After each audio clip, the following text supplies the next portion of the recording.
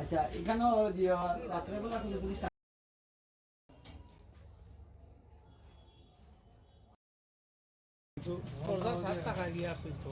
না 11টা পর থেকে খালি ওটাও করছেন তো সময় পাইল ছিল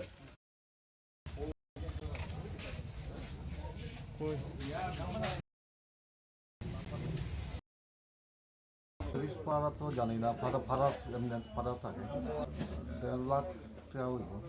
লাখ 1.5 লাখ জিনিসগুলো কি বাড়িতে নেন না ডেলি না সাজানি টাকা ছিল থানায় এনকোয়ারি করে গেছে